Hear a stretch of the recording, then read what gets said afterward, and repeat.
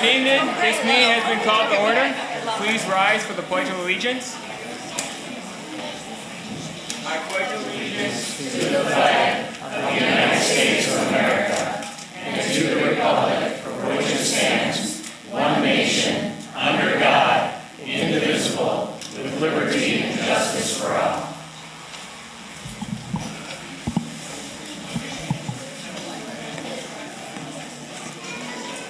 Okay, roll call. President Fiani, here. Vice President Trombley. Here. Treasurer Conley. Here. Secretary Minor. Here. Mr. View. Here. Mr. Kraus. Here. Mr. Anderson. Here. All are present. Approval of agenda. We have an addition to this evening's agenda. It is for future action item C. Is there a motion to amend this evening's agenda by the addition of for future action item C, epinephrine auto injector policy? Moved by Mr. View. Second. Supported by Mrs. Minor. Any discussion? All those in favor, please say aye. Aye. All those opposed? Motion is approved 7-0. Is there a motion to approve the amended agenda as presented? So moved. Moved by Mr. View. Support. Supported by Mrs. Minor. Any discussion? All those in favor, please say aye. Aye. All those opposed? Motion is approved 7-0. Call to the public. At this time, the first call of the public is open. Each person will have 3 minutes to present. Please state your name prior to presenting. Good. Thank you, board members, for allowing us to gather here today. I'm Paul Sullivan. I have a wonderful wife and 4 children. I work as a certified financial planner at Fidelity Investments. So we're gathered here today just to show our support for Limbaum Classical Academy, which we hope will be a Brighton public school focused on a very rigorous classical education. We're asking you to take a vote tonight to charter us so we can open our school September 2015. So I'd like you to hear from some board members. We're going to be very, very quick today. The reason being is we really want you to hear from the parents, the taxpayers who want another choice in school, who would like a conservative school. So that's the reason we're going to be quick. We'd love to meet with you again and go through all the details where we can explain our marketing plan, our financial plan, our educational plan. But today will be real brief. Let me make 3 quick comments. First, as responsible board members, you're probably all wondering where the students are going to come from. I'm guessing that's your number 1 concern. Is it probably? So let me share something. I'm going to look you in the eyes and tell you, we don't want to take and we don't need to take anybody from the Brighton public schools. That's your biggest concern. I totally get it. We're all part of the Brighton community. We don't need anybody from the Brighton public schools. There's a huge community that's flying under the radar out there, and it's homeschoolers. Livingston County has one of the highest population of homeschoolers in the state of Michigan. My wife's a certified teacher. She teaches 4 kids at home in a classical manner. She meets once a week with another 60 families, about 200 kids, and they work together. There's about 11 to 12 different groups that I know of in this area. Okay? There is a huge need. Okay, out of 270 students that have already emailed me, 69% of them said they'd be willing to drive 20 miles to attend a classical school. There's a huge need. So here's what I'm sharing with you. We've already opened up, Hillsdale's opened up 8 schools at 100% enrollment the first year. We will deliver 100% enrollment, and we don't need to take anybody from the Brighton public schools. There's already a huge community that's ready to go to this school. And I know that's one of your number 1 concerns. And I want to share with you, we don't want to take anybody. We don't need it. We'll be at capacity with the waiting list. Second thing I want to share is let's have local control. We would rather be under the control of the Brighton School Board versus the state control. There's revenue sharing 3%. Let's have it go back to our Brighton public schools. rather than to the state. This is still our community. We're not against Brighton Public Schools. Again, we don't want to take any students. We want to offer an additional school with a little different strategy. So let's keep that 3% here, can we? And the last thing, please be open. These guys are taxpayers. They care. They have children. Mr. Sullivan? Yes, sir. Thank you for your comments. Very good. Thank you, Nick. You utilize your allotment of 3 minutes. You're welcome to speak once everybody else has spoken. Very good. Thank you, Nick. So here's some board members and just some folks that would like to come up. Thank you. If it's okay, I anticipate that many of the people who wish to speak this evening probably have a similar concern, question, or comment. I'd like to, if nobody has any objections, perhaps reflect over to Dr. Gray real quickly, so maybe he can present some details of our current situation. That way everybody understands the picture as a whole and we're all on the same page before we continue the comments portion of Sure. the evening. So, Dr. Gray, please. Are you talking in relation to the actual real estate portion of the yeah, deal? the As sale. far as the real estate portion of the deal, we've been going back and forth for, I say, over a week now in relation to this particular offer. When the Robertson brothers failed to execute their particular offer, this offer was voted on November 25th to be the backup offer. We have a obligation to move forward at that time, which we did. And today we signed the portion of it, and prior to 6 o'clock, whomever is acquiring the land for you did that as well. So that's taken care of. At this point, they have a 120 days due diligence period to obtain their charter and to do whatever else they need to do in relation to the particular deal, plus a 30-day extension on that. So they have roughly 150 days. So that portion of it's already over with. We are presenting a different offer tonight, but that different offer is just like yours was in relation to the Robertson brothers. It's a backup offer. And so, I don't know, that's kind of where we're at in terms of deal. I haven't heard anything in terms of their financing or in terms of the board. That's not really my concern at this point. My concern is a closing date, and that's where we're at presently. As far as the real estate transaction. Beyond that, we've had some initial conversations with Wally here tonight, and Pat has been the other one that we've met with most often in relation to this, and I'm assuming that we'll have more conversations following that. Thank you, Dr. Gray. And we certainly are looking, as a board, to move forward with Limbaum. I was quite shocked, to be honest, to see Limbaum Classical Academy. We certainly had no thorough discussion regarding that, and we have no proprietary rights over the naming of it, but that certainly was not on behalf of BAS. In addition to the charter, we are far from coming to a conclusion on that matter. We still have to do our due diligence on that part in our research. So we certainly welcome your comments and questions and commentary this evening, but that's where we stand as a board, and there certainly won't be any action nor discussion on the board's behalf regarding Brighton Area Schools holding the charter this evening. It may be in the future, but like I said, we have to do our research and due diligence. We simply just signed the purchase agreement to sell Limbaum. So we are certainly going to do our due diligence and our research and make sure we are in the best position possible to deliver the best outcomes for everybody, taxpayers, citizens, teachers, students, and parents. So. Follow up real quick. Can we schedule a follow-up meeting with you to go through details from our You would side? actually schedule with me. Yeah. You would schedule with me. Yeah, because in fact, if I may go on further, myself, Dr. Gray, Mr. Trombley had a discussion with Mr. Battaglia about potentially looking at holding the charter, and to be honest, I'm quite surprised. I guess perhaps of some miscommunication, but like I said, we still look forward to entertaining any questions or comments. So, but if you wish, you may. Okay. My name is Sherry Sweeney. I'm on the board, and I've been a teacher most of my life. But my claim to fame is that I have 3 daughters. My oldest daughter graduated as a valedictorian of Howell High School back in the 90s, and my youngest daughter graduated in 2006, I think it was, as valedictorian of Brighton High School. So that's my claim to fame.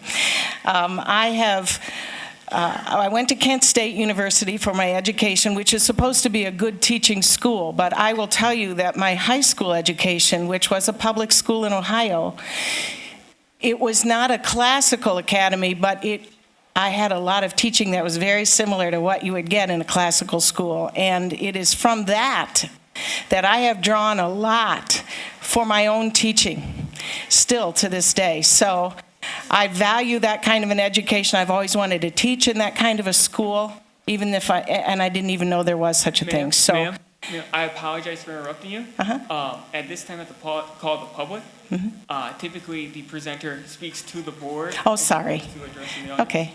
So anyway, that's really all I have to say at this point. I'm just excited about a possibility of a school of choice here in Brighton, and to partner with the Board of Education would be a phenomenal thing, I think. Thank you very much. Thank you.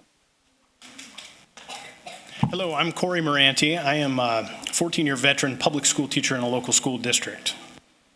And I just thought it would be interesting for you to hear that a public school teacher is in full support of a classical academy for a number of different reasons, mostly because we feel that this different education can be much more efficient and effective.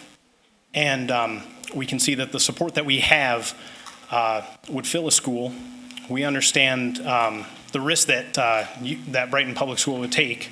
And I would just petition right now that you would be willing to meet with us and hear us out so that we can show you exactly what our plan is and in every single area, and the partners that we're working with through Hillsdale College and the prestigious nature of that relationship.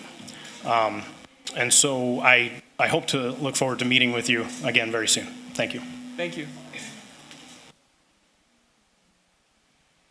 Good evening. My name is John Withrow, and I'm also on the board. I'm a real estate appraiser, so when I got involved with this, the part I was best able to speak to would be the benefit to the community of having this school.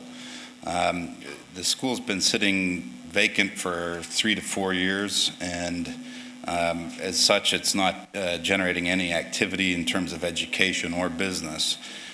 We, of course, have a contract now for the school, and we would like to fill it with students, which was the original purpose in constructing the building.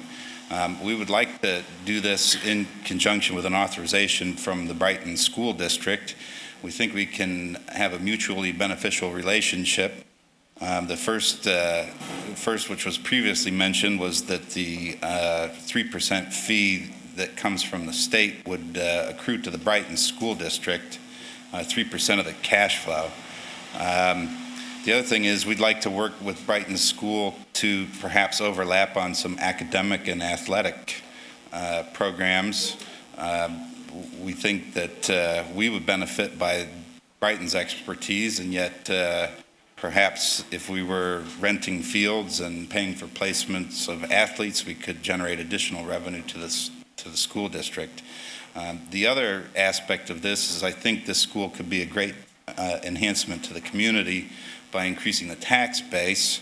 A lot of people have indicated they're willing to drive a long distance to this school, but we think that a significant portion would end up moving to the area if they were spending too much time driving, and that would increase demand for real estate, and that could increase the prices. It'll increase traffic to businesses, and so generally that beneficial increase would accrue back to the Brighton School District through enhanced tax revenue. So I think it can be a benefit to the school system in those two ways, and a general benefit to the community. And we would very much like to meet with Dr. Gray to discuss this as soon as possible. Thank you very much. Thank you. Good evening. My name is Janina Kazan-London. I'm a physician. I live in Livingston County. I'm also a mother of 4, which is my primary job. 3 are in the public school system currently. One of my roles as a physician is to actually train residents and medical students.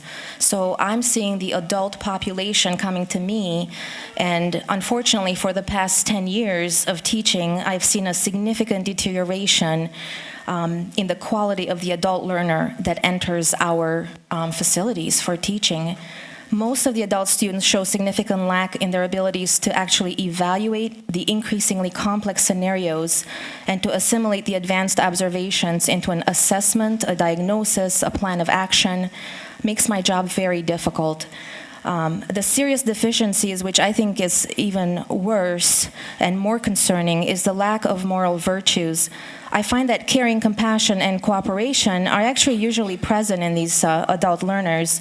And to be ethical is also, thank goodness, usually present in these adult learners. But it is difficult to teach an adult when they lack the basics of preparedness, excellence, and integrity, which is the quality of being honest and fair. Lack of determination and confidence will lead to failure of them being prepared when they come to rounds, take on their responsibility entrusted to them by us as teachers and playing with people's lives, and really lack of reliability. Self-discipline is a virtue that needs to be taught from youth onward. It needs to be developed from early on, and it appears to me that it's actually been lost in the K-12 education in these students. I'm very interested in improving the K-12 education and preparation of the adults that are going to be working in the workforce. I joined the school board because classical teaching resonates to me and my husband. I grew up in Europe. I was raised in Europe with classical education. My husband is Canadian. We have seen firsthand the ability of classical education to prepare the students. They have the core knowledge that they need to excel in the upper school, in graduate school, if they desire. They don't have to go to graduate school. We were also raised with the love of learning. We had that drive to want to excel. I don't see it in a lot of our adult educators, students now. But not every child does well with the current modern style teaching. I have 3 kids in school. 1 does well, 2 have lost track over the last couple years. It's disheartening to see your children come home, the younger ones, and see that they don't want to learn. They're frustrated. They want to quit school. They want to get expelled. I don't want to see that. I want them to want to learn. That passion needs to come back. So I hope you will support us. Thank you. Thank you. Good evening. My name is Carrie Olds, and I'm a resident of Livingston County.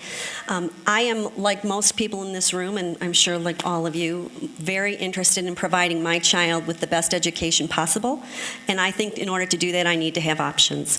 I have previously in the past considered moving out of Livingston County to pursue a school that did teach the classical education model.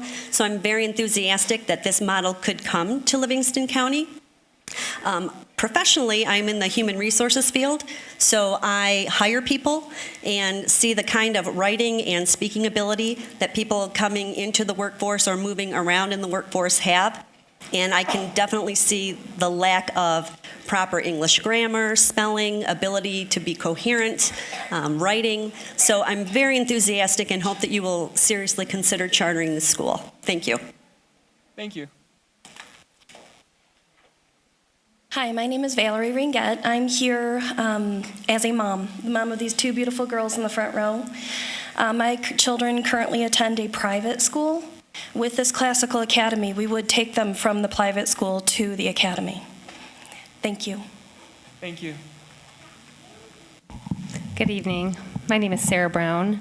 My husband, Tim, is a pastor at Cornerstone Presbyterian Church, and we homeschool currently our 7 children. They have also been in private school before that, and I'm thrilled about the possibility of a classical charter school coming to Livingston County.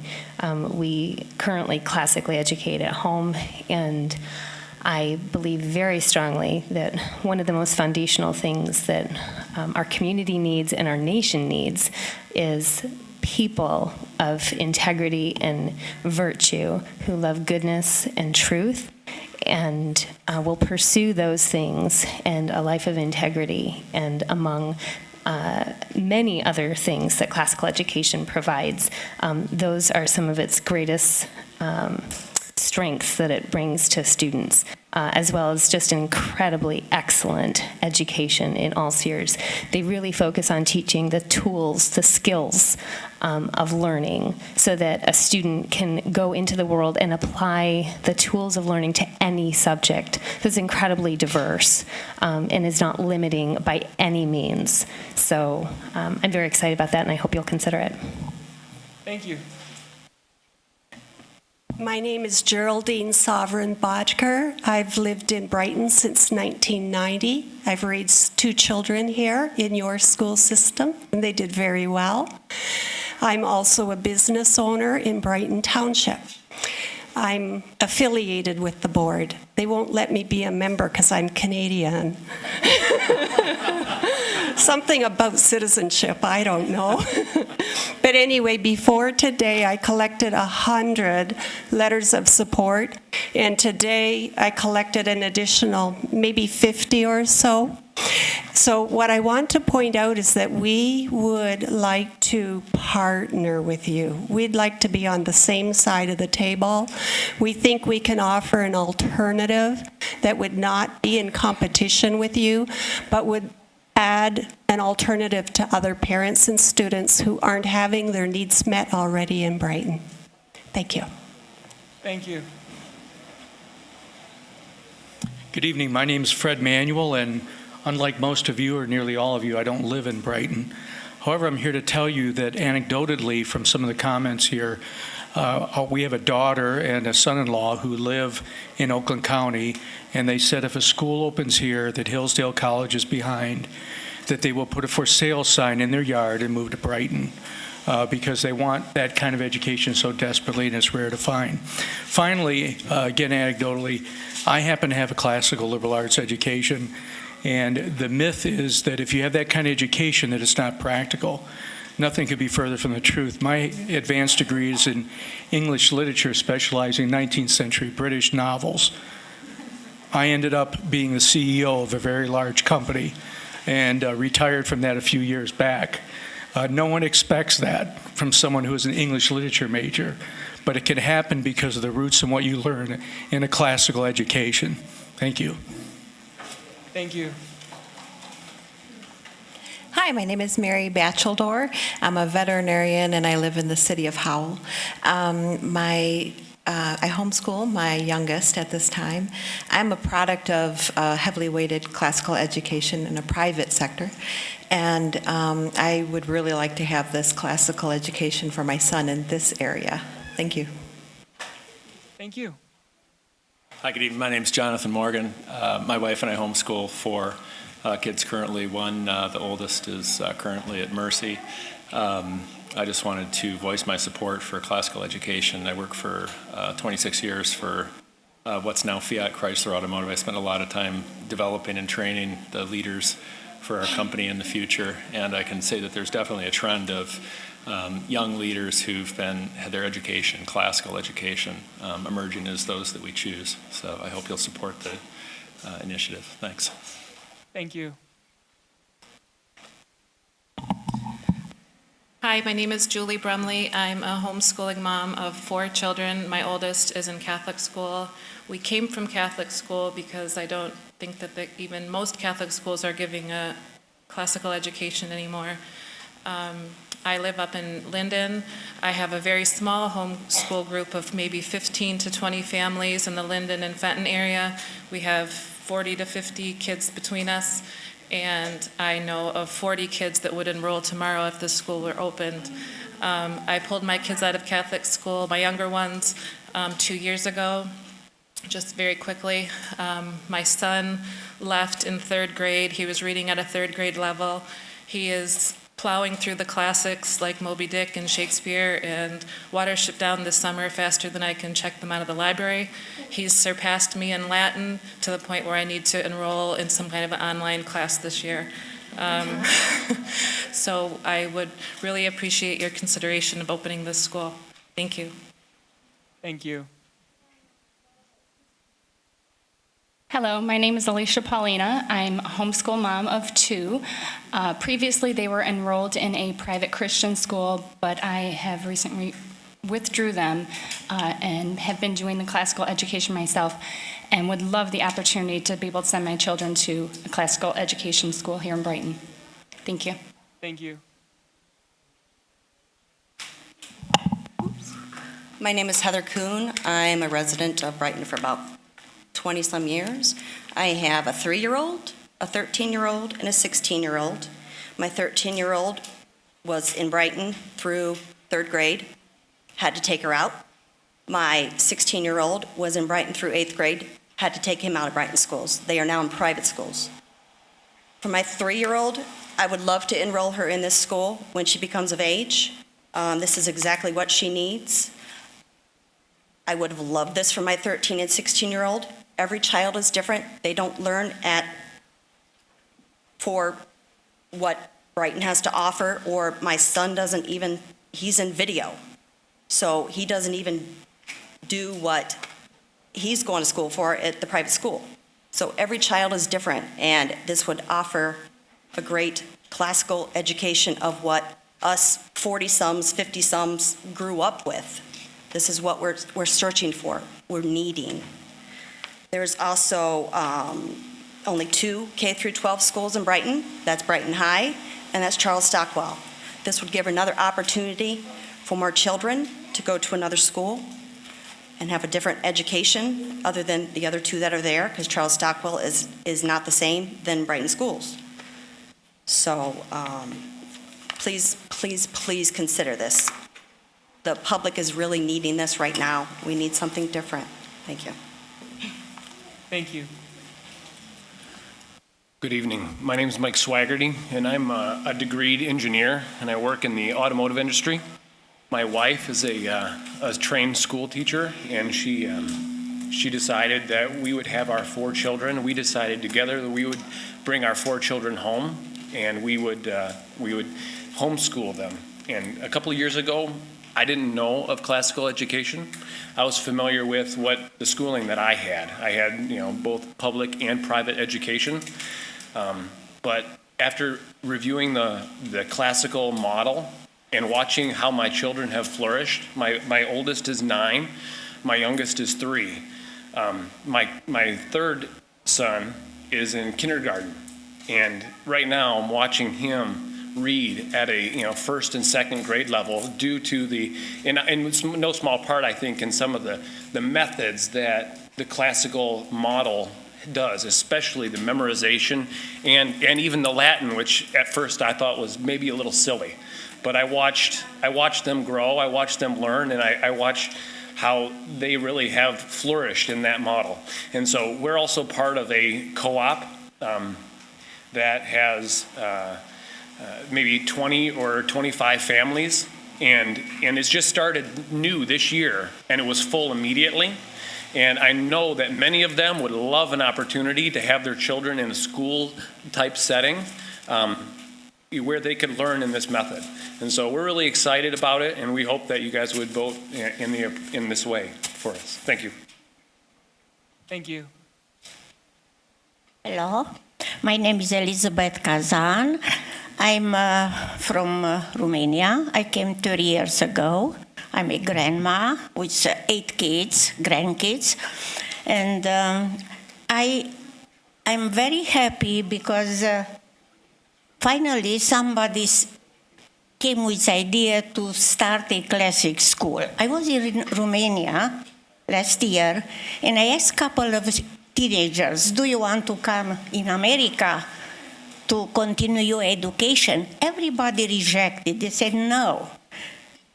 In America is beautiful, but the schools is very superficial. And in reality, this is reality. One of my daughter is recruiter manager, and she has to look in outside of America to find engineers well prepared, Plus, if I ask students, where is Romania, or where is Africa, or something some important general education knowledge, nobody knows, you know. And I'm very happy for this school to start and to try to do what the people who came here was hard worker, and they continue with classic school. If this school will succeed, you will be very proud of that, because you will approve and encourage us parents. I was professor at college in Romania, and you know what? When I came here, a girl who was very, very good at Bentley High School in Livonia went in Germany for exchange students, and she was one of the best in high school here. And she went in Germany. When she came back, she said, listen, I was so ashamed because I was so unprepared. I couldn't respond to other students respond, and that's why we have to start to work together and to give chance to kids, not the kids to decide what subject I need. Every kid has to learn everything, how we done in the past. Thank you very much. I hope that you support us. Thank you. Thank you. Good evening. My name is Mary Bryan. I am actually Lindbaum's closest neighbor. I live in the corner of 7th and State. I wish I still owned that land. It was part of the farm, and then it would be dealing with me up here. But point to my story.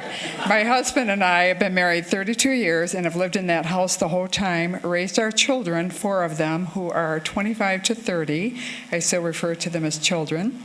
Our son actually has Asperger's, and he was the first child, I believe, in Livingston County where it was suggested Asperger's. He just graduated from Penn State with his PhD. And but I will give a lot of credit to the schools, but I also will share as a parent, you are equally responsible for what is occurring with your children. We tried to stay very vigilant what kind of teachers our children had, and investing ourselves in it. We were part of that community. So I give a lot of praise, especially to Lindbaum. It was a wonderful experience for them. But also, we also had some children we homeschooled at times. Our oldest daughter, due to health problems, and a couple other girls for a couple years, but they would go back to Brighton High School. They graduated from there. But I also have a little scenario. When we did first move up here, there was only 2 restaurants of choice, the Canopy for any of those that you were around or born yet, and I think it was called the Dewdrop Inn, which is now Brighton Bar and Grill. So Bill and I, we both worked for the phone company. If we went out to eat, it was Ann Arbor. I mean, just for a choice. So I like choices, and I think it'd be a really healthy additive to this community here. I have friends at St. Pat's and Cheryl Stockwell. Some of my friends have homeschooled, a lot of them. I just think it would really enhance the community, give us choices. Because when I go downtown now and look at all the restaurants, it's bombing down there all the time. So just an example, but thank you for your time. Thank you. Good evening. My name is Connie Robinson, and I don't live in Brighton. I live in the Heartland area, and I don't have any children in school. However, I do have a grandchild who is going to be in school in 4 years, and we are already thinking about where he will be going to school. My son and daughter-in-law were originally thinking that he would probably go to private Catholic school, but the Catholic schools, not all of them, are teaching the traditional education anymore, and that's a fact. And I would venture to say that my son and daughter-in-law would drive from Fenton to enroll my grandson in this school. And when they got tired of the drive, they'd move down closer to Grandma. So I really hope that you will consider chartering the school. Thank you.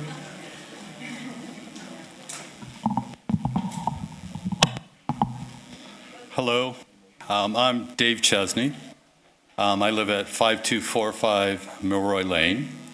We have 3 daughters who have come up through Brighton area schools, public schools. I'm very proud of all 3 of them and what they've accomplished so far and what their promise is for the future. As a profession, I am on the faculty at the College of Engineering at the University of Michigan. And I have to admit, one of my research areas is pedagogy, or the study of teaching and learning. And I think I'm the only person in the room who didn't know what classical education really is. Okay, so I looked it up. I looked to the font of all wisdom, Wikipedia and Google. And I find that classical education, there's the trivium and the quadrivium. Definition of classical education embraces the study of literature, poetry, drama, philosophy, history, art, and languages. And then that's the trivium, or the modified quadrivium is mathematics, natural philosophy, astronomy, and theology. Okay, so I just thought that just for clarification. And it's essentially, my understanding is it's essentially what we define as a liberal arts education. Is that correct? Liberal arts education, classical education model. Okay. So just for definition, I thought that was kind of important. And one thing about this too, just in understanding of this model of education, I think it's an interesting idea. I think before we embrace it fully, we need to understand it fully. And understanding it fully means understanding the financial model, the logistical model, and the educational model, and just how it works in. And the logistical is part of the chartering. And just to make sure, I mean, I'm totally out in the weeds right now with any kind of understanding of this, and I would hope that just over the future that the people representing this new idea explain it to the board explains it to us, somehow we form some kind of mode of understanding to figure out what this all means. Because right now, like I said, I walked up here not knowing what classical education is. I know a little bit better now, but I would certainly like to understand this a lot more before proceeding. Thank you. Thank you. Good evening. My name is Juliana Dara, and I live in the Brighton School District. I have 3 children, and they currently attend private school in Brighton. Private school is wonderful, but it is a financial strain. And if this school opened, it would be such a wonderful opportunity for a lot of the private school families that do feel the strain, but that do want that type of private school environment for their children. So I just would ask that you would consider it. Thank you. Thank you. Hi there, I'm Joellen Pizarczyk. I live in Brighton Township. And I have to tell you that I got really excited about an opportunity for a new school to be in town because, as we all understand, we have a diverse community of learners, and not every type of environment is right for every child. So there's really 4 reasons why I would support something like this in our community. Number 1, I think it allows us to direct some resources from our taxpayers to the diverse community of learners that can benefit from it and that their families would choose it. Secondly, I think that neighboring communities would be interested in participating in this type of school, and that we would draw people in from outside our community, and that would benefit everyone. Secondly, I think that our district has struggled in recent years with issues of debt and financial issues in general. And I think that this is an opportunity for our district to really polish its image as a hub of a great learning opportunity community where there are a diverse number of options available. We have our public school, we have some private schools, we have this new possibly jewel school that would really give a great image to our community and bring new people in. Finally, I was concerned about the competition and what the competition might do in Brighton area schools, so I did a little research. And it so happens that the Cato Institute has published a review in March of 2014 of all of the different types of studies that have looked at what competition does in among school districts and among types of schools within a community. The results are In the U.S., 11 of 12 randomized controlled trials found school choice programs improve school outcomes from academic achievement, including also graduation rates and college matriculation rates. All students benefit when competition grows. In 22 of 23 empirical studies, academic performance of public schools improved when there was competition in the local community. So in other words, the competition created by this school might in fact bring up the performance of the kids in Brighton schools. Thank you for your time. Thank you. Good evening, members of the board. My name is Belinda Wilkinson. Now it was Husky. I went to St. Pat's growing up, and I graduated Brighton High School. I have moved out of Brighton and back to Brighton because my heart is in Brighton. I now have 2 children, and they have attended private school in Brighton.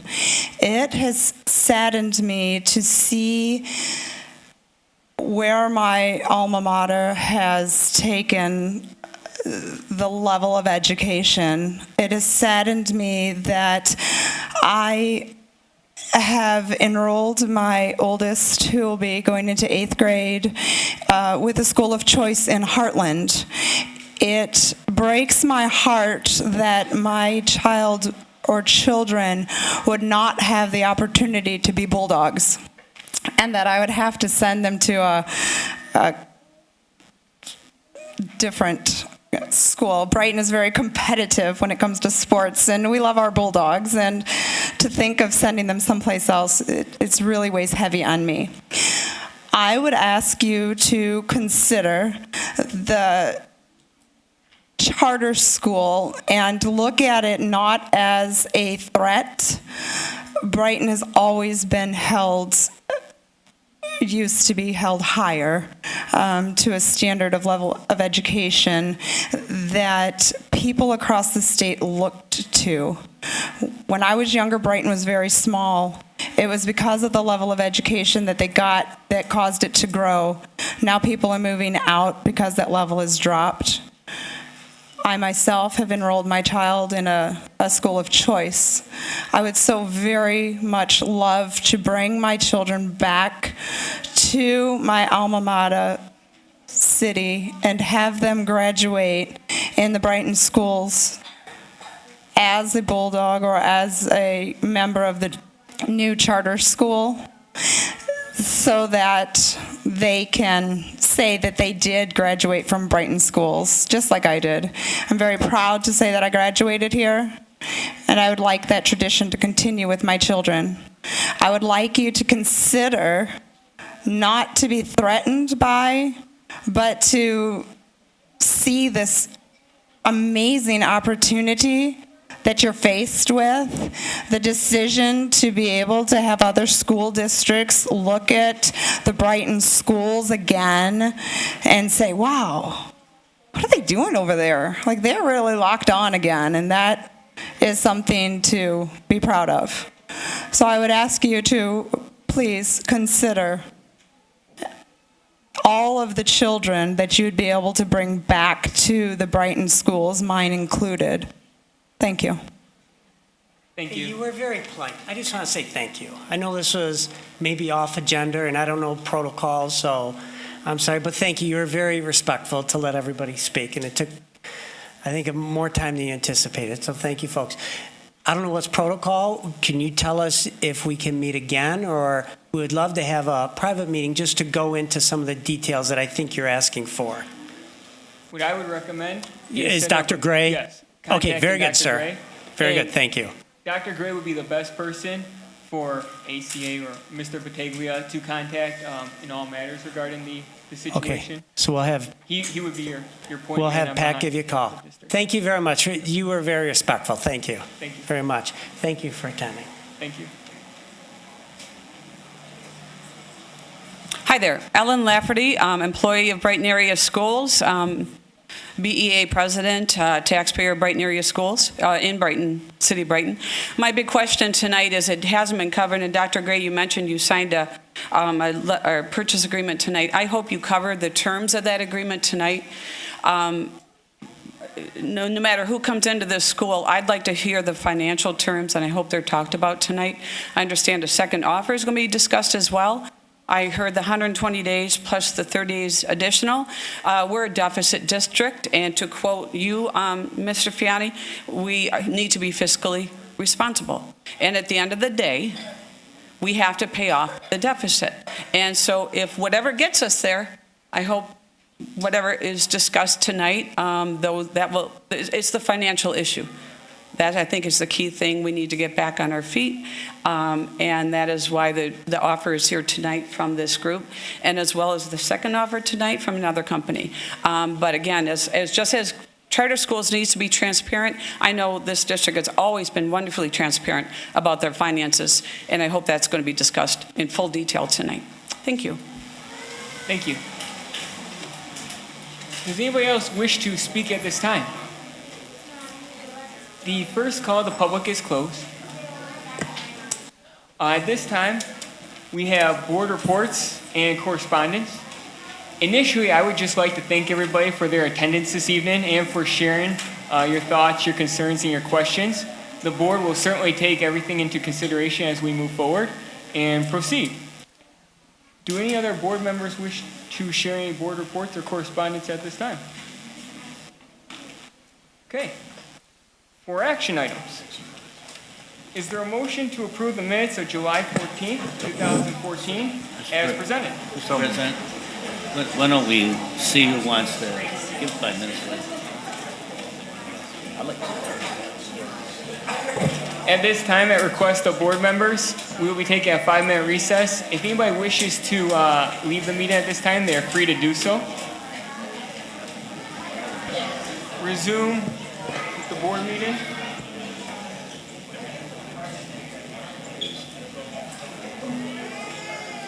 Anyone who wishes, there are plenty of seats towards the front.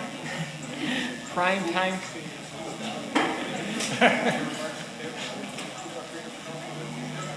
We have 4 action items this evening. For action item A, is there a motion to approve the minutes of July 14th, 2014 as presented? So moved. Moved by Mr. View. Support. Supported by Mr. Trombley. Any discussion? All those in favor, please say aye. Aye. All those opposed? Motion carries 7-0. Is there a motion to approve policies 2370.01, 3121, 3122, and 3123 as presented? So moved. Moved by Mr. View, supported by Mr. Conley. Any discussion? All those in favor, please say aye. Aye. All those opposed? Motion is approved, 7-0. Is there a motion to approve the employment contract of the police liaison officer as presented, effective September 2014 through June 2015? So moved. Moved by Mrs. Minor, Support. supported by Mr. View. Any discussion? Mr. Conley? On that, last year we talked about it, and I still take the same position. I'd rather have 2 security guards than 1 armed police officer throughout the school district. I don't think it's necessary to have an armed police officer at the school. I will vote in support of this, though, in that we've decided, and it's been working well. I have not one issue with the officer. He's a great guy. He takes good care of our students. But I still am promoting the idea of retired local police officers and 2 of them versus 1. Thank you. Thank you, Mr. Conley. Any additional discussion or questions? All those in favor, please say aye. Aye. All those opposed? Motion carries 7-0. Is there a motion to approve the recognition of Patriot Week? Support. Moved by Mr. Conley, Support. supported by Mr. View. Any discussion? Mrs. Minor. I don't feel it's in our call as a board to make a resolution to mandate something for the students or for the teachers. This is something I brought up to you when you brought it up to me in January. I know that Dr. Suri had a meeting with Judge Warren, correct, that's his name? Yes. I think it is. And Mr. Vecchione and Miss Mrs. Holowicki, and I think, Mr. Fiani, were you in that meeting too? I was not in that particular meeting. Okay. And a program or a resolution, not a resolution, that is a wrong word, an action plan was put in place to see how this would go at the high school.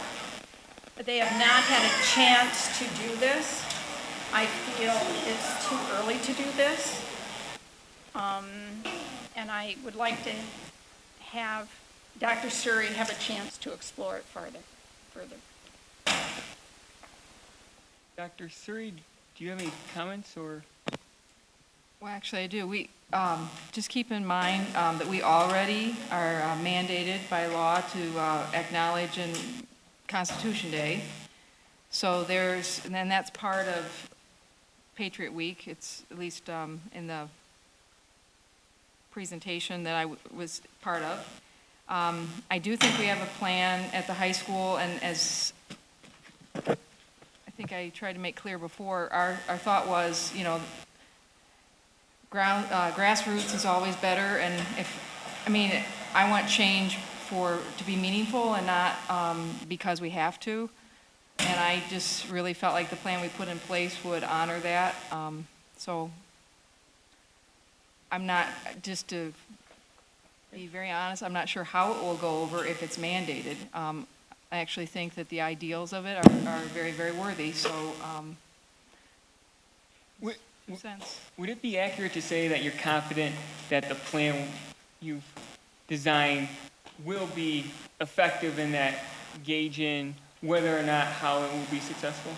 In terms of, there is a plan in place, and there's been mutual consent with that plan. I think, Mr. Vecchione's here. I think we had an excellent meeting with the judge and with Mrs. Holowicki, and all were on that same page, including the judge and that Judge Warren and that grassroots, which is how this started in the first place between he and his daughter, and a conversation, is always best if you want real systemic change and you want it to be long lasting. So I kind of feel like sometimes when it's a resolution, you also put a target on it, and people will, they'll resist because it's just a natural thing to do. I would hate to see this fail. I really would like to have the opportunity to do this as a grassroots initiative with the plan we tried. Oh, yeah, Mr. Kraus. This is probably a very simple question, but to what Dr. Suri said about the resolution, I want to know, Dr. Green, do you know how many resolutions the board has passed? I haven't passed one in 7 years, so I just don't know if that's in our scope to pass a resolution. And then the second thing would be, why would we want to do this? I understand the importance of the patriotism and those things, because I know that we cover the Constitution, I know we cover these things, but why would we want to make a resolution as a board? In terms of resolutions, actually, we've approved a number of resolutions, like the state aid, almost everything that comes across here is a resolution. I understand, though, I anticipate you meant it in a different, yeah. This is a non-binding resolution in a sense versus, when you do a state aid charter as a resolution, that's a lot different. But the simple question, one step back, is why as a board do we feel that this would be important to then burden our schools with, make sure that they had to comply to something? That's all. I'm not saying I don't agree with it. I'm just saying I'm trying to take it one step back to the why. Sure. Mr. Conley? A short time ago, there was a decision made not even to have flags in our schools. And then there was a decision made that there would be flags in our schools. And I met a 30-year veteran Air Force pilot who put school flags in one of our middle schools a few years ago, prior to Dr. Gray's time here. And he brought me the letter, and one of our current principals now is the one that put the flags up in the schools. And there's a battle to maintain the values and core ethics. And this is nothing but really a small token saying that we appreciate our founding fathers, and we appreciate where we came from, and we appreciate really the rules and principles that we run under. And I think that it's a necessity to approve it. I don't think it's optional. I think it's a necessity. And we can ask our educators to fashion things in a form that's constitutionally based and history, and it's allowed. It's totally allowed. And that's what a board's supposed to talk about and supposed to do. And for many years, maybe we didn't, but now we are. And Mr. Fiani, President Fiani, brought it forward initially and made the meetings and had the meetings, and I support the concept. And again, it's developmental and in stages right now. I think you're talking about working at a high school, and I'm all for going all the way to grade school, middle school, and high school. And I think the same percentage, Dr. Suri has a good point, is how can we integrate this so it would be successful? But I believe there's nothing wrong with the board taking a stand on it, and I think that it's actually our job to. Thank you. Thank you, Mr. Conway. Mrs. Minor. John, I'd like to address something. I taught for 32 plus years in Brighton, and I always had a flag in my classroom. And so I don't know who told us to take it out, because they were always there. Also, this is already built into our curriculum. We have a social studies curriculum. If you would look at it and see that we study the Constitution, third graders take a trip to the Capitol, we teach the pledge, we teach important people, we teach history, we teach important days. All this is built in. We already have a mandated Constitution Day that is tied to our Title I money. So I don't feel, again, as a board, that we need to mandate something else, which is, well, I won't go into the political. Any additional? Oh, Mr. Anderson. It's interesting because one of the first jobs when I came onto the school board is we used to have curriculum development. And one of the things that really struck me in terms of working through that is that when you are trying to plan out an education for a person over a 13-year period of time, you need to have a plan. And that, you know, you need to start off with step one and go to step two, and you need to get the buy-in and make sure all of your teachers are at the same point, so that when you hand off a child from second grade to third grade, and it doesn't matter if they go from one building to another, that educational program is going to pick up and move on. And so there's, you know, a lot of work that goes into planning that curriculum. And to me, the idea of coming in and saying, oh, by the way, do this, is, I think, very typical of the idea that I see oftentimes with elected bodies of, well, just do it, not understanding what it means to do it. And what I see here, you know, there are issues that, I mean, for instance, my first question is, why is there a particular focus on flags? Within Patriot Week? Yes. It's part of it, because flags are symbolic of our country, our freedom, our liberties. You should know that. I guess my question is, that's more important than reading the document? That's part of Patriot Week. The Constitution, the but Declaration of Independence. See, the question is, when you're developing a curriculum, what are we not going to teach? Because we're going to spend 3 days for 12 years teaching about something specific about a flag. Is it going to be an hour in 12 years, or is it going to be a day, every year for 12 years in a child's development? And if you take that time, what are you not teaching? Have you researched this? I guess my question, when I look at what I see, it does draw concerns. When I see a person who says that the greatest threat to this country is its citizens. Who said that? Judge Warren. Okay. Well, you implied it was somebody on this board. No, I mean, when that is the doctrine, you know, to me, the Constitution is the document of the people. It can never be a threat. The people can never be a threat to the Constitution, because the Constitution is the people. So when I start off with that, and that I am brought a topic to look at, and the first thing I see is that statement, obviously I have great concern. Then as I look through this, you know, to me, it's interesting because I listened to the woman from Romania. And one of her challenges was that, and it was interesting, you know, I'd ask a person, you know, where is Romania? And it's an interesting concept because we are very focused on ourselves, but in today's world, we are very involved in the world.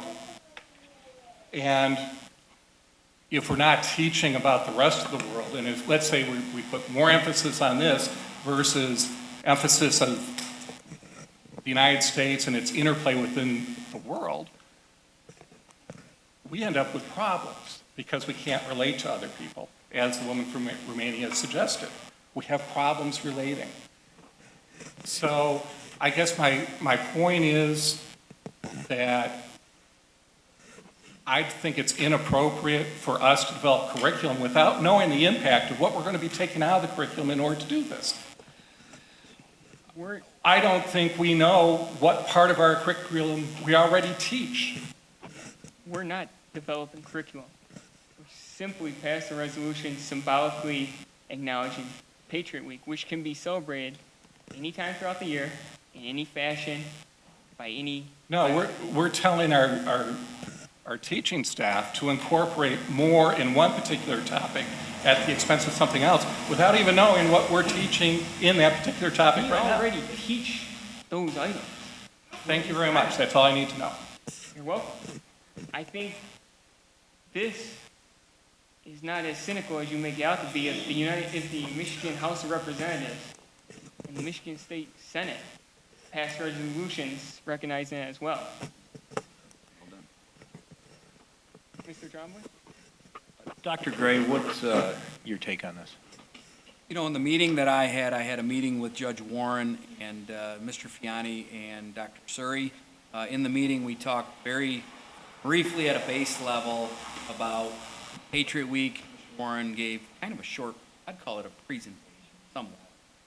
And then Dr. Suri went from there and talked about, A, what we're already doing in alignment with this, and B, I think she did start to look at what are some of the things, time frame, because we do have a very tight curriculum in terms of that. So presently, I would think that nothing will come out or go into the curriculum. I think more what Dr. Suri is looking at presently is what are they already doing. I wasn't at the meeting with Mrs. Holowicki and Dr. Suri, so I can't speak to that, but that's the meeting I served. I just follow up with that, and really, with all due respect, the board will do what the board will do, and we'll carry out whatever you desire from us to do. I just want to point out that I think the exchange for Anderson is going to be typical of what we're going to face, because with Judge Warren, immediately, I mean, I actually believe the man is very sincere. I think the ideals are very, very good ideals. You know, he makes you proud to be an American when you talk to him, all these things. But again, as soon as you mandate something, it becomes a target. I think he even understood that, because when we left that meeting and I said, how do you feel about this plan? He fully endorsed it. We don't have to use their website. We don't have to use their materials. We don't have to do it in September. He was so excited from our meeting, and Mr. Vecchione might want to chime in, because Mrs. Holowicki, who, by the way, just served as the staff of a Michigan senator in Washington, D.C. all summer, she came back, or she said, you know what, why don't we just let the social studies department do this in this first year? Hopefully this will be something that the kids will get excited about, and that's what they would love to see. The kids get excited about it, that they would want to say, hey, how about we do this with the English classes? How about we... That's how things, the idea itself becomes the focus. But again, as always, I mean, it's your call, but sometimes I think we just need to keep our eyes on the ideal, and the ideal is a good one. How do we preserve that? And I'm concerned that we might not preserve it if we... Basically, what what I understand is we want to do a Patriot Week. Am I correct? I wouldn't even go as far as that. It's symbolic. It's recognizing that we're going to emphasize certain items throughout America's history, and just and to the degree that the administration and the teachers wish. Do we feel that this is important for our kids to know these things? As Americans, I certainly do. I do too. Me too. Question I have, we spend a week with Wounded Warriors. I don't know, is that the correct program? I'll let you We- finish your yeah, statement. we have different We have a things. fundraiser for Wounded. But we spend a week on it. It's on the TVs and everything else. It's emphasized. Yes, and that's important.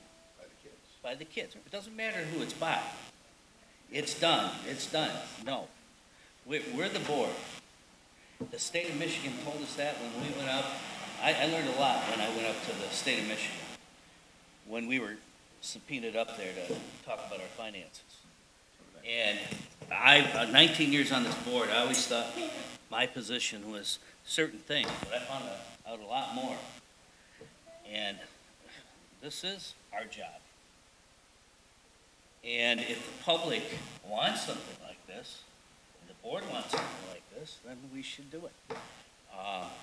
There's nothing wrong with what we're doing. I mean, we're not, I think we should take whatever Laura's got and make it a week understanding our country, and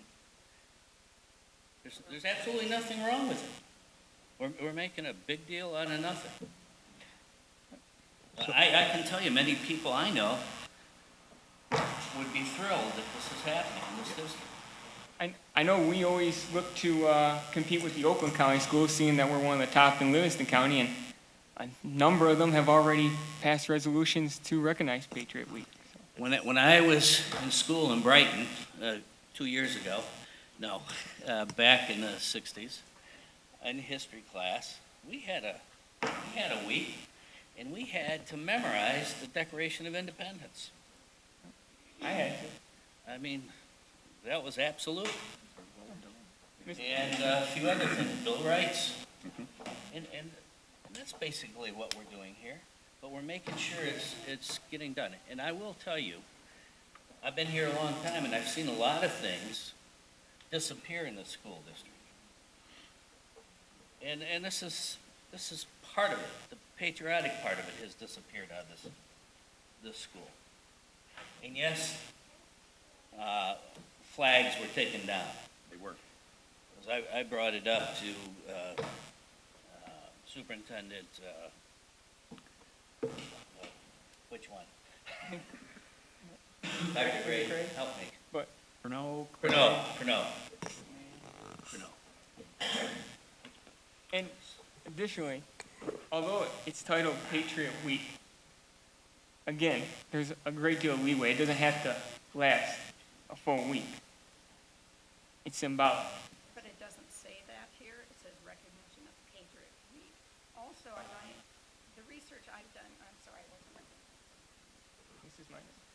The research I've done, it has not passed the House yet. It's in committee, and it's in the Education Committee. If it has passed the House and the Senate, it would be a specific week because they have a specific week designated for Patriot Week, and it's because of 9/11. It's not, what you're referring to, I believe, is the state mandating that schools recognize it. What I was referring to is that the Michigan House of Representatives and the Michigan State Senate, they passed a resolution that they themselves recognize it. I would have to see that language. Okay. Would that dictate your decision? Because I could pull it up. Because I still Okay. feel it's not our prerogative to mandate this. Oh, sure it is. Because it's already in curriculum. I see. Teachers already do these things. As I explained, I can take you up through the scope and sequence of. I don't disagree. Yep. So it's already being done. It's already important. I don't feel that we have to recognize, as it says here, a Patriot Week. and for clarification, Patriot Week is the title. I understand week is a week, but the leeway is vast in terms of how to recognize it. And again, and sincerely, would you like me to pull up the resolution regarding the Michigan House and the Senate, or? Not at this moment. Okay, because I want to make sure it's transparent, and if that's going to weigh in your decision. Okay. Okay, I'd be happy to show it to you later. So, Mr. Trumley. I guess I'd like to make a motion that would take place of this motion in the fact that we would recognize it based on Dr. Suri's recommendations, and we do this on, again, with her recommending, or with the plan that she's already put in place, that we approve it along those lines, and that she has the final say, or Dr. Gray has the final say as to what is the outcome of it, I guess. Okay, let me put it that way. It sounds. Can I just interject here? Well, I'll keep that in mind, Mr. Trombley. I think I know what your intentions are, and I think we can fulfill that. Mr. View? I don't think you have to do all that, Bill. It's just saying a resolution to recognize Patriot Week. Dr. Suri can go and do whatever she plans. I know she'll do the job. I think we all know that. All we're doing is we're putting it. We're giving direction. We're giving direction. We're giving it some concrete, and she's going to put it together. Well, I guess if However nothing she more, does it. my motion would just clarify that. Yeah, to add on to that, if you're gonna do something, I'm totally against symbolic gestures in the political spectrum, but then change it to a symbolic recognition of Patriot Week. And then, and just, you say, hey, we did it, and then the curriculum goes the way it goes, or a plan works, and if the students take off with it, they take off on it. But if we're gonna sit here and waste 20 minutes talking about something symbolic, it seems to me to be a huge waste of our time for symbolism. And I can say as a patriot, I mean, I've served 22 years, been to 3 combat zones, I've lived overseas for 4.5 years. This stuff is very important, hugely important. And I think we're trivializing it by having this discussion right here. Could I, one more thing, just, I want you to understand that when we do a Constitution Day, which is not even a board resolution, it's a law, I have to send out prompts, I have to send out materials, I have to prod, it's a job. Somebody mentioned, let me do my job. That's a job. My vision for this, and this is why I worked hard with Mr. Vecchione and Mrs. Holowicki, was I'd like to see a group of kids up here in 2 years asking you to make this a resolution. That feels different. And I think that the plan had that potential. Again, I'll do what you, I'm going to do this either way, okay? I'm just telling you that it just feels different, and I thought we had a good plan, and now I won't say anymore. I understand, Mrs. Suri, what you're saying, but can you imagine kids coming up here deciding whether they're going to have homework or not? I think that's a board's job and administration's job and the teacher's job, whether they have homework or not. In this case, I feel this is a board's job. If they want to do this, if they've talked to their constituents, and this is what their constituents feel, then it's important. And I've had a lot of them. And I wasn't the one that put this forward either, but I've heard a lot about it. And a lot of concern by the public. Mr. Trombley, I think you were onto something in terms of amending the motion. So is there a motion or an amended motion that you would present that's ideal? Yeah, I'd like to amend this motion and make the motion that we recognize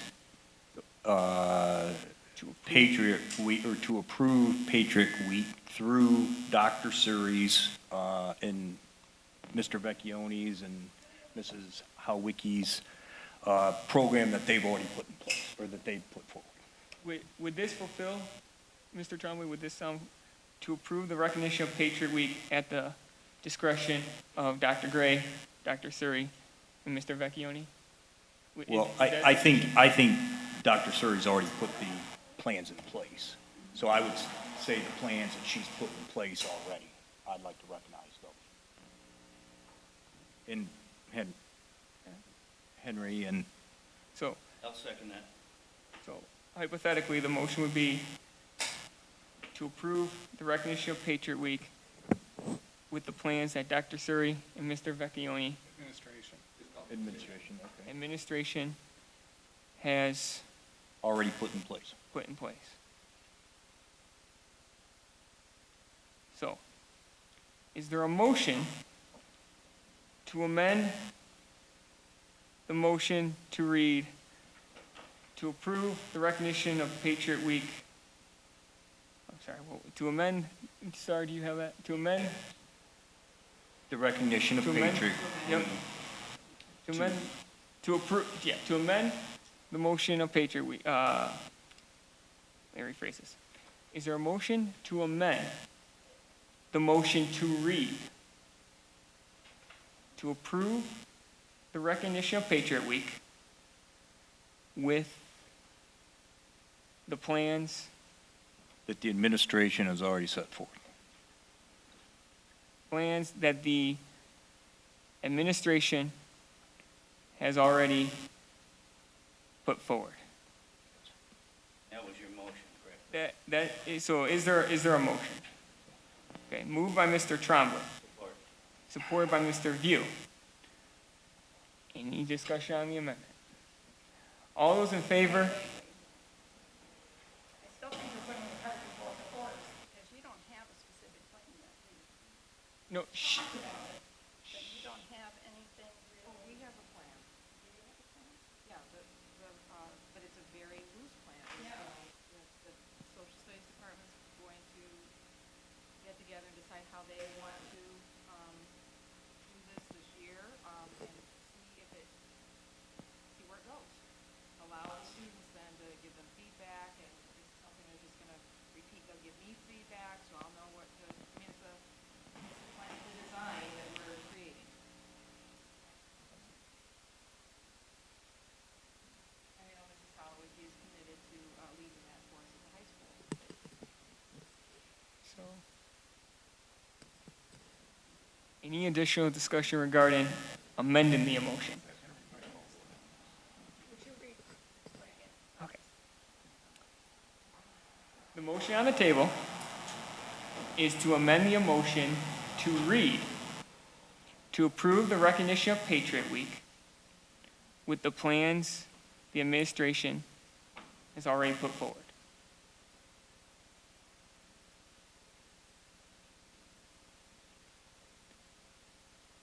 As the amended motion to be voted upon.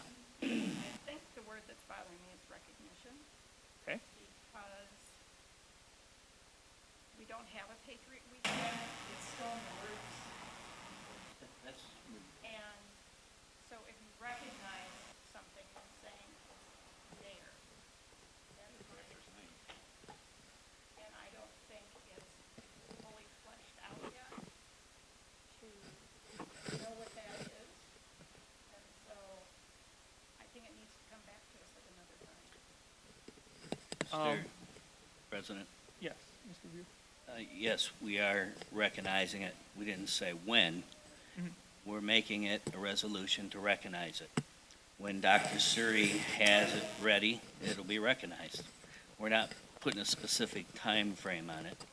We're just saying when she's ready to recognize it. You said we're recognizing it, but when she brings something here, then we'll recognize it. No, we're recognizing it before she's completing it. That's the board's prerogative to do that. You're giving her permission to explore. No, we're telling her, we're doing a resolution. We're telling her we want her to do it. We want her to recognize it, and she's going to present it to us when she gets it done. And whenever she decides it's going to happen, it'll happen. I hear very different I hear 5 different explanations of what this means. Yeah. Let me, So that takes all of that detail away. let me bring it back together. I'm just saying, that gives it that bigger umbrella from a symbolism point of view. Like I said, I still think it trivializes the whole idea, but I get the concept of. It's only being trivialized after everybody breaks it down to nothing, Jay. Okay, let's face it. The idea of it doesn't trivialize it. I know, we're breaking it down to nothing. So, With the amended motion that's on the table, in a nutshell, says that symbolically, Brighton area schools, the board will recognize Patriot Week and gives the direction for Dr. Suri or any of the administration to move forward as they desire and as they deem appropriate. It's merely a matter of making it more specific as to the generality of Patriot Week. The only technicality I'd bring in is Yes. you'd have to direct me, because I'm the only one that technically That's works true. for you. Yes. Works for- So take all names out and just use administration. superintendent. Okay. I think that's wrong if you Does that provide clarification for all board members? Okay? call for the vote. We are voting on amending the motion right now. And we'll do a roll call vote. President Fiani, yes. Vice President Tremblay, Yes. Treasurer Conway, Yes. Mrs. Minor. No. Mr. View, Yes. Mr. Kraus, Mr. Anderson. No. The motion has been amended with a vote of 4-3. Now we will vote on the amended motion. So, is there any discussion regarding the amended motion? Okay, we'll do another roll call vote as well. We're voting on the motion, the amended motion on the table. Roll call vote. President Fiani, yes. Vice President Tremblay, Yes. Treasurer Conway, Yes. Secretary Minor, No. Mr. View, Yes. Mr. Kraus, Mr. Anderson. The motion carries 4-3. Is there a motion to approve the volleyball systems and accessories bid to Sports Imports Inc. as presented? So moved. Moved by Mr. Tremblay, supported by Mr. View. Any discussion? All those in favor, please say aye. Aye. All those opposed? Motion carries 7-0. Is there a motion to approve the new hires as presented? So moved. Moved by Mrs. Minor. Supported by Mr. Tremblay. Any discussion? Yeah, question. These new hires, do they replace, they're totally replacements, correct? Yes, today we sit at 288.6 FTEs. Last year we were at 293. We had a couple postings go out today. That includes these particular hires. We had a couple postings go out today for general postings, JK through first grade, so we can gain a pool of candidates in case last second we have to make a hire. We have a fourth grade that's in the same vein as relation to that. I must also point out in this that of all these hires, 3 of them are former Brighton graduates. So we're pretty proud of that.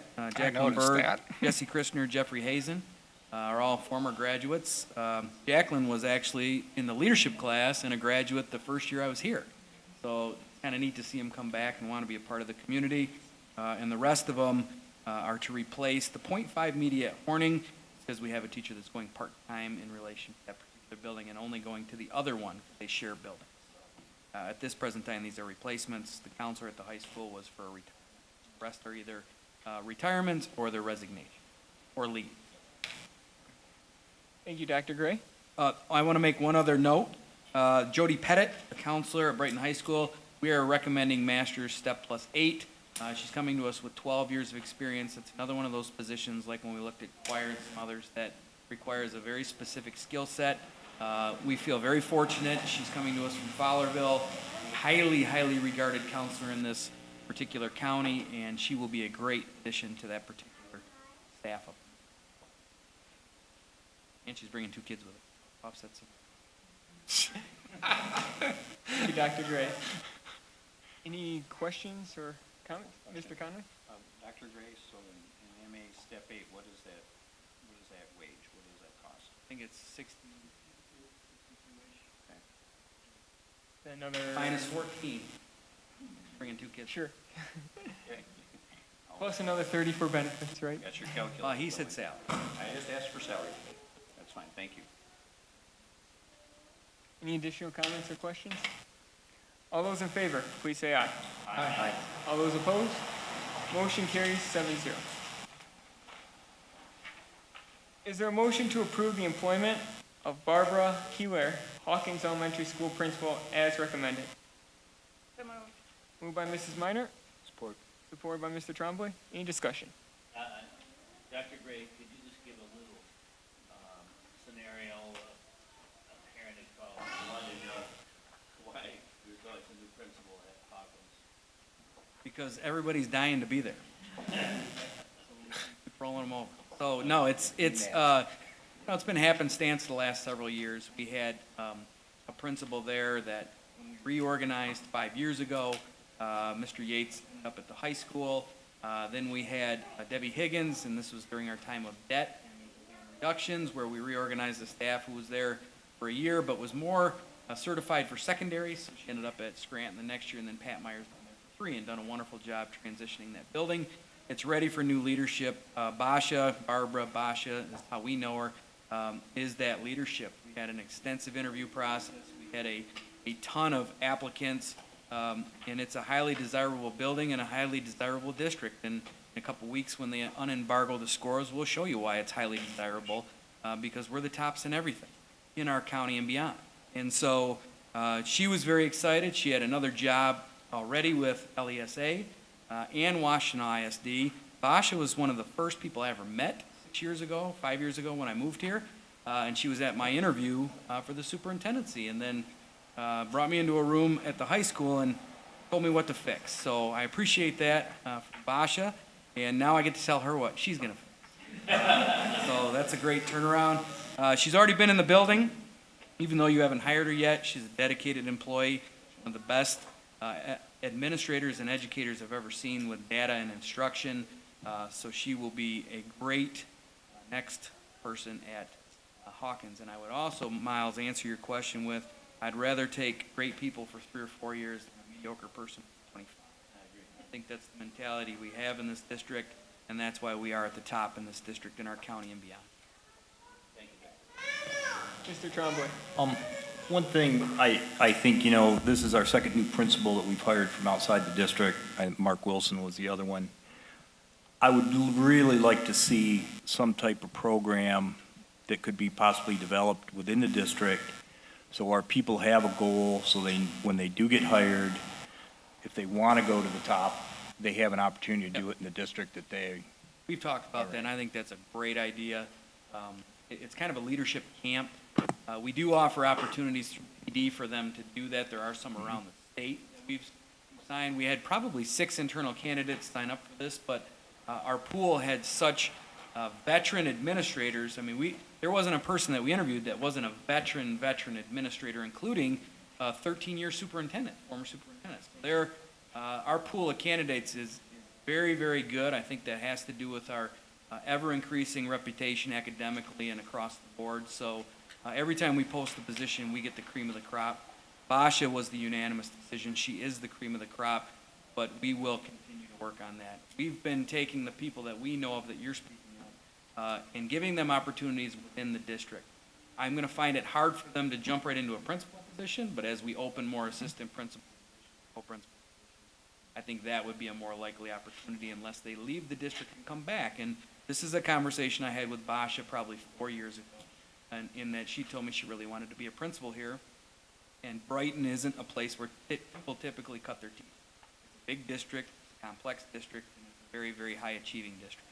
And so I told Basha, probably what's best is for you to go get some experience, go see different organizations out there, and then come back and draw upon those experiences And that's what she did and knocked her socks off in the interview, and she will from here on out. Mr. Anderson? It's interesting because I was going to note that, Basha was internal and obviously came from the district and went out. And I can also appreciate, it's a double-edged sword when you're developing within, because sometimes moving as a compatriot and then a boss sometimes also has its issues associated with it. And our district has seen that in the past as well. But I guess my one comment when I look at Basha's resume is that she's very focused on teaching. And I kind of appreciate when I see that within the resume, that, one of the objectives, we all know about the political relations, public relations, responsibilities of the principal, but even greater is bringing and taking over a staff and leading a staff to make sure that they see those improvements. And that's where I think I can really appreciate the resume of Basha and what she can do for the district, because I do see her as that leader of teachers to perform better. I'm going to tell you right now, she's driven. And I don't like working with anybody that isn't driven. And she will put in the time. She's a grinder, and she knows teaching better than a couple people. That building is going to move forward very quickly. I expect in a year or two that we will have 4 reward schools at the elementary level instead of 3. And I think she'll be the person that helps do it. Staff is fully on board. We do interviews a little differently for principals, and we invite everybody from that staff that wants to be part of it. And we tell them it's their responsibility to help them be successful. So that building's ready to go. I know they're excited. I was through it Friday, and the changes inside from the bond look amazing, so it's a great time. Pat Meyer did a wonderful job as a transition principal for us in that building, and set Basha up for a long term. Thank you, Dr. Gray. Any other questions or comments? All those in favor, please say aye. Aye. All those opposed, motion carries 7-0. Could at least have her wave from the back. No pressure now, Basha. Is there a motion to approve the 1-year unpaid leave of absence for Brittany and Tony as presented for the 2014-2015 school year? So moved. Moved by Mr. Trombley. Supported by Mrs. Minor. Any discussion? All those in favor, please say aye. Aye. All those opposed, motion carries 7-0. Is there a motion to approve the 1-year unpaid leave of absence for Rebecca Ligeti as presented for the 2014-2015 school year? So moved. Moved by Mr. Trombley. Supported by Mrs. Minor. Any discussion? All those in favor, please say aye. Aye. All those opposed, motion is approved, 7-0. Is there a motion to approve the request for disposal of property as presented? Well, with no motion, we can't vote on it. Is there a motion? I'll move it. Okay, moved by Mr. Anderson. Is there a support? Okay, no support. We will not address this action item. At this time. Other question? Are there questions? Yeah, I don't know. When this was brought to us with a picture, I asked, why are these obsolete? And Matt Marino was going to go out and spread it out to the buildings. And I said, why don't you wait till the teachers come back to see if anybody would like to use those chairs in their classroom, because they're not in the buildings yet, and they look in pretty good shape. And I know as a kindergarten teacher, I always put some adult chairs in there. Sure. For when the parents would come in. That's fine. We set a stockpile aside, and these are up and beyond that. But we can wait till the teachers get back and ask. And if not, we'll bring it back. Yeah, that's fine. Is there a timeline, Dr. Gray, I'm sad those kindergarten chairs. that would work best for you? No, it is what it is. You know, we just have to store it somewhere. And it's not a huge area. It'll take up 20 by 20. We still got a big elementary school we can sort things in. Mr. View?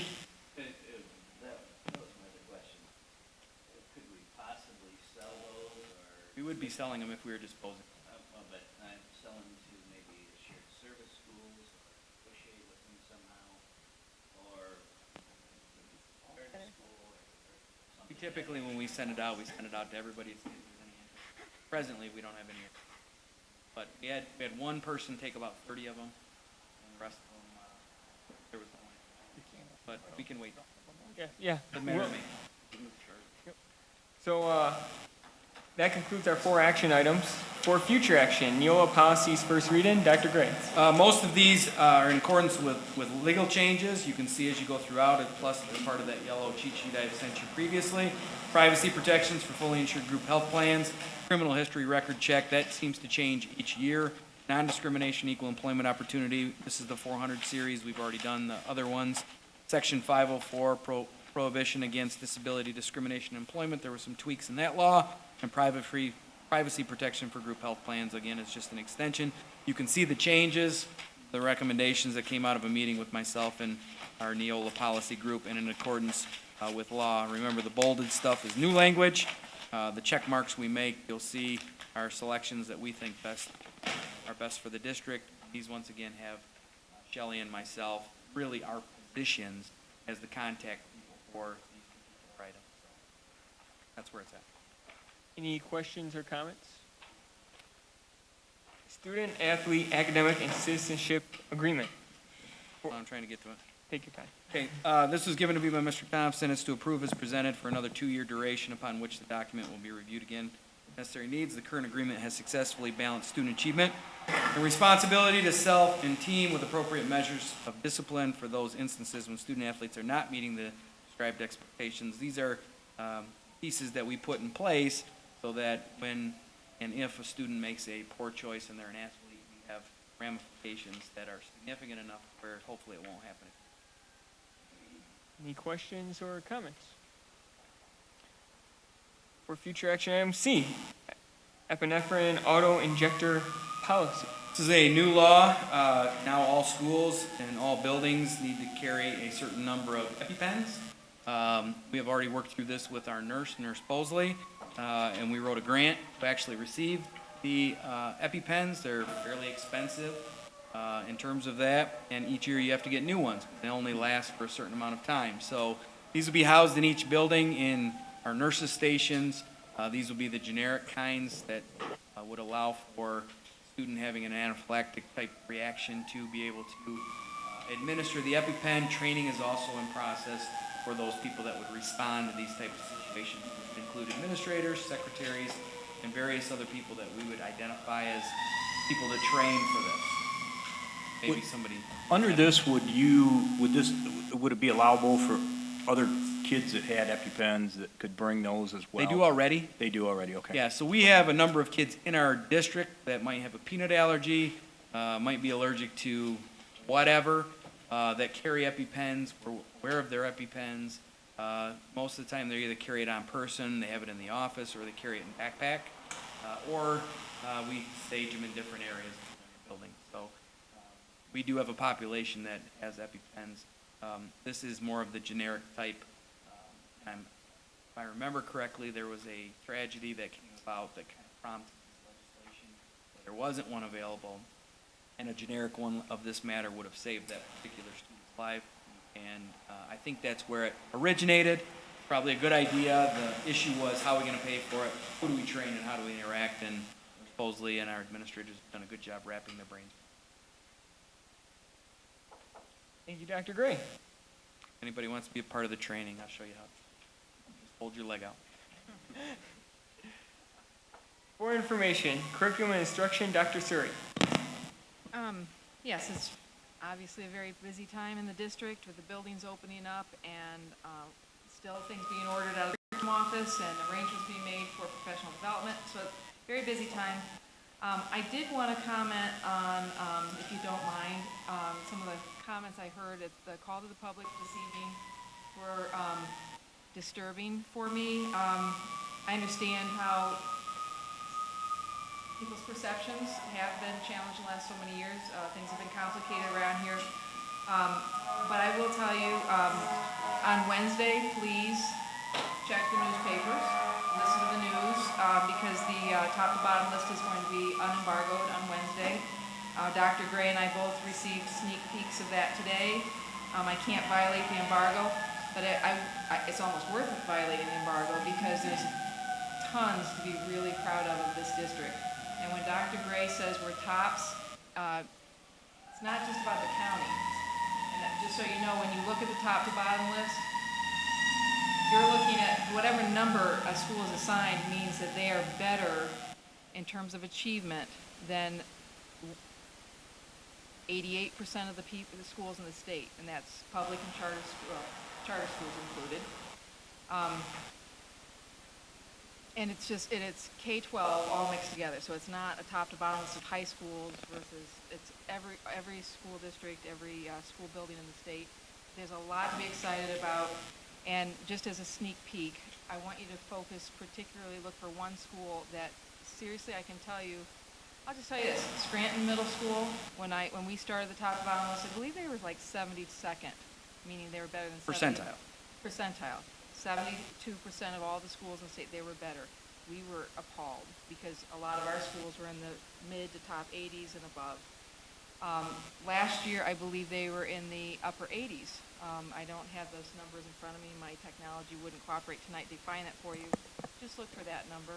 And I'll tell you, as I was looking at that today and debriefing with Kim Hubert, our math coach, we were thinking, a lot of times they look at Brighton and they go, well, you've got upper demographic of kid, a really affluent kid anyway, so that's why your scores are like that. Well, we have the same demographics we had 3 years ago when Scranton was at 73% or whatever it was, and we've seen historically we saw our math scores get close to the state levels 5-6 years ago, dip down that low. So we know that if we don't have the right instructional program in place and the right teachers to deliver that instruction, the support for that, doesn't matter how affluent our kids are, we can mess them up a little bit.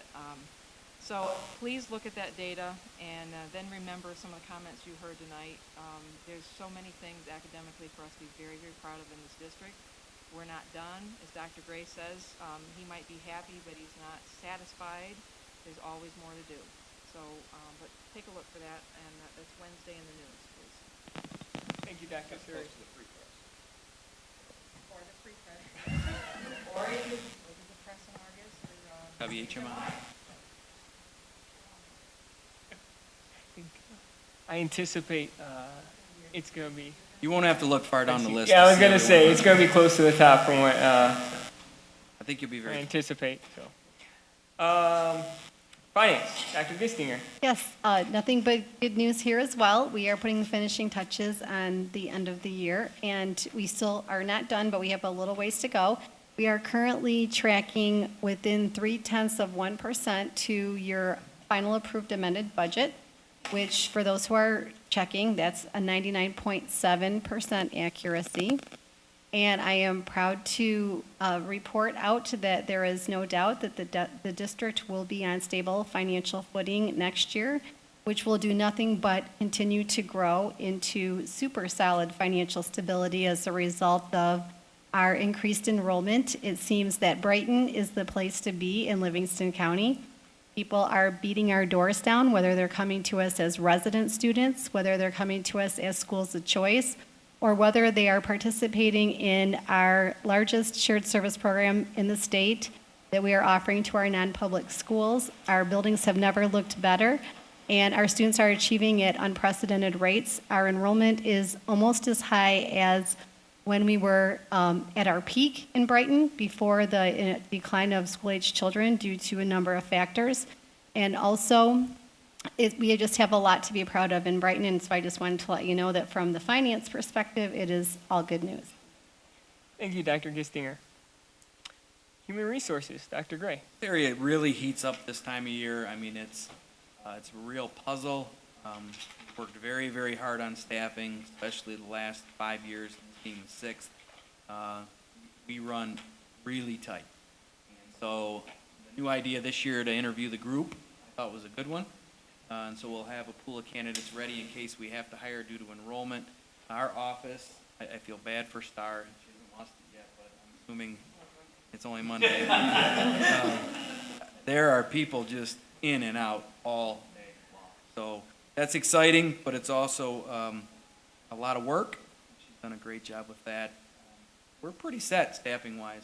You never know what's going to happen at the last second, but we'll be ready for it. So it's going very, very well in H. Thank you, Dr. Gray.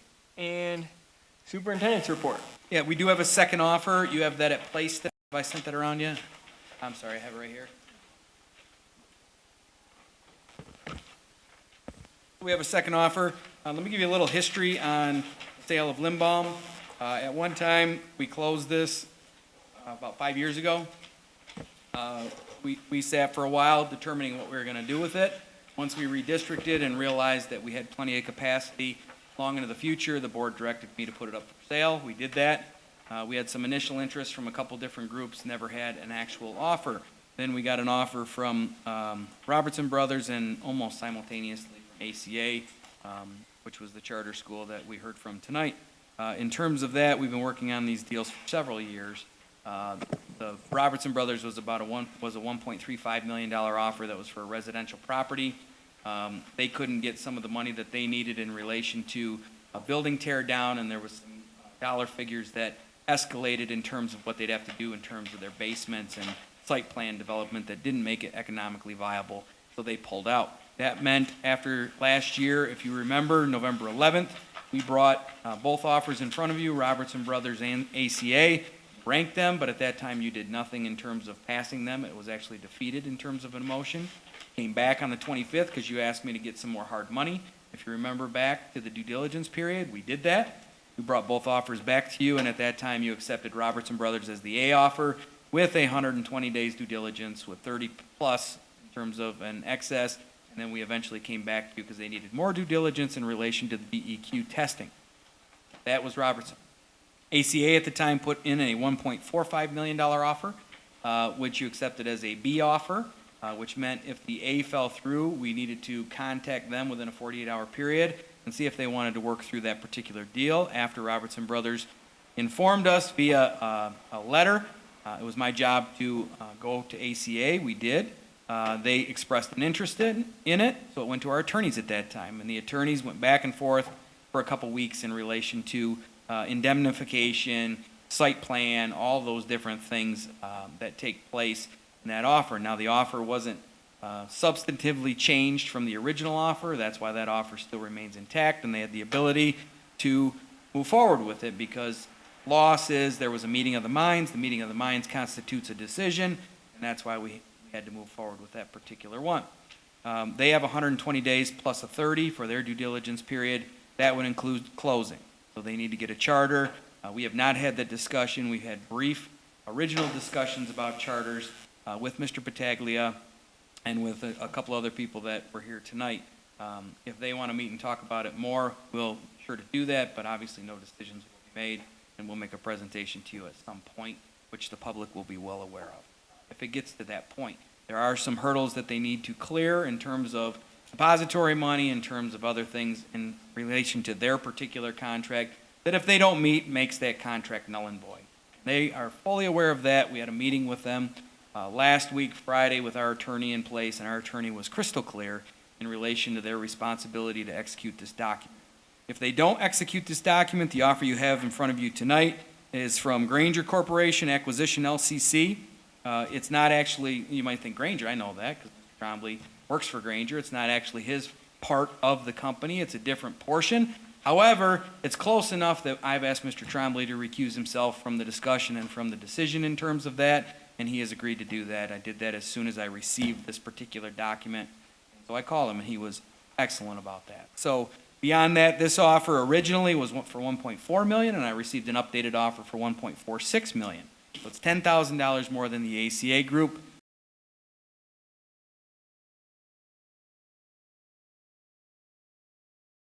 Offer, but you did make the decision to move forward with the ACA offer, and we will work that through to completion in terms of the district and our responsibility. As I said before, the Granger offer, I believe out of the gate, is a 100 resident facility and could expand beyond that. It's about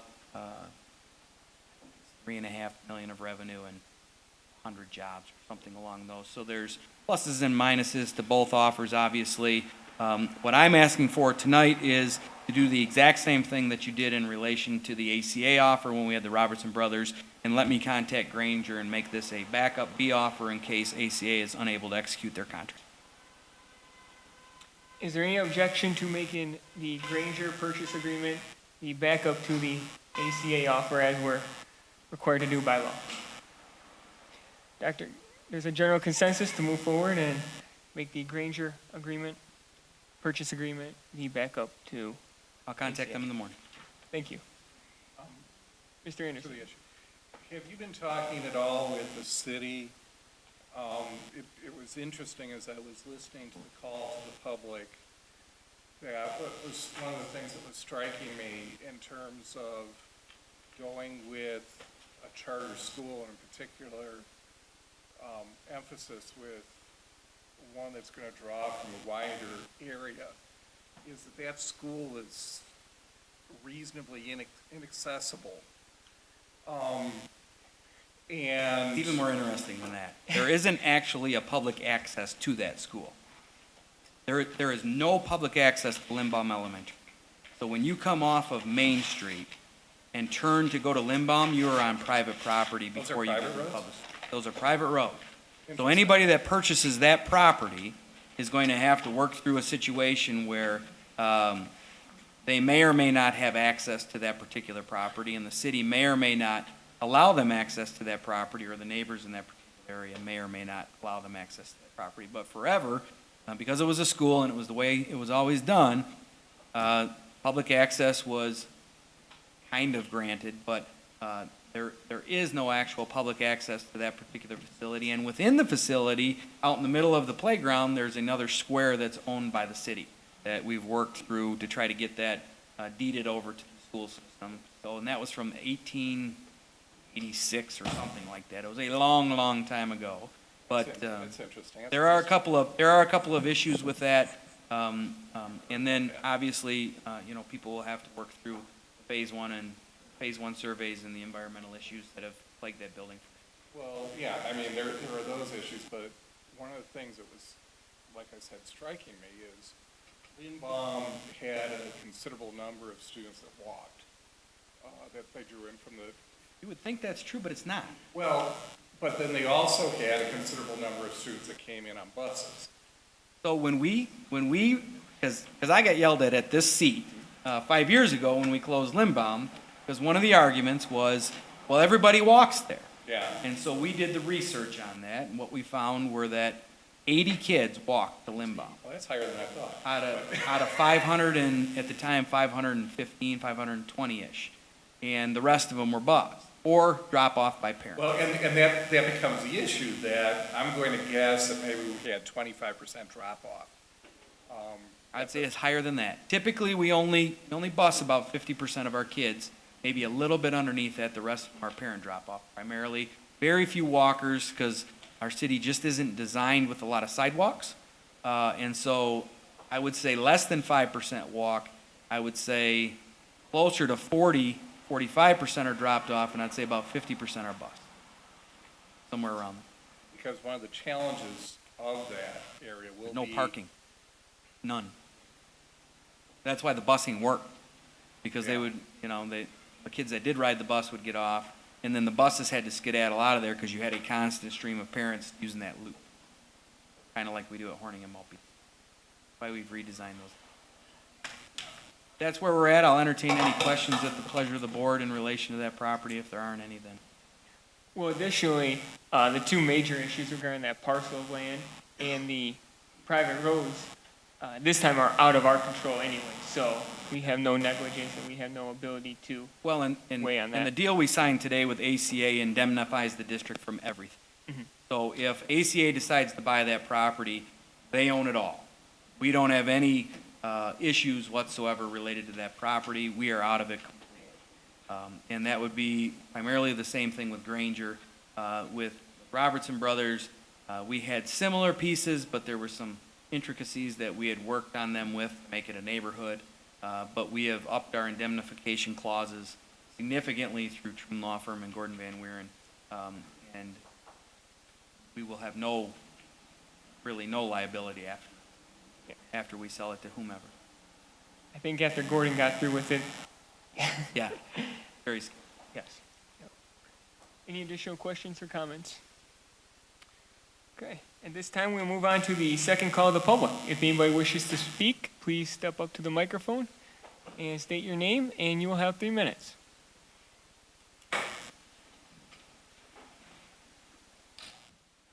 Good evening. My name's Jean Chesney. I'm at 5245 Milroy. I don't even know where to begin. First of all, Dr. Suri, thank you so much for bringing up the good news that I can't wait to read on Wednesday. I was kind of wondering what schools some of the people who came up here were talking about this, hotbed of moral decrepitude and that schools are terrible. And I mean, since we've had 3 children go through the high school, through Brighton schools. Had wonderful experiences. There are more AP classes in Brighton High School than have ever been there. And I also have been in all of the elementary schools, and I can tell you, when it comes to the Pledge of Allegiance, please stand for the pledge, the school comes to a screeching halt. So I don't know where this idea that there's not respect in the schools comes from. I was also really disappointed that some of the board members seem to think that our high school students are unable to make well-informed, well-intentioned decisions. When Mr. Krause was talking about, the whole Patriot discussion, well, why don't we have that be something organic, something from the students? And the comment was, well, if we let the students vote on homework. That's just really disappointing that our board members think that way about our students. That's all. Thank you. Would anybody else like to speak at this time? Okay, the second call of the public is closed, and the meeting is adjourned.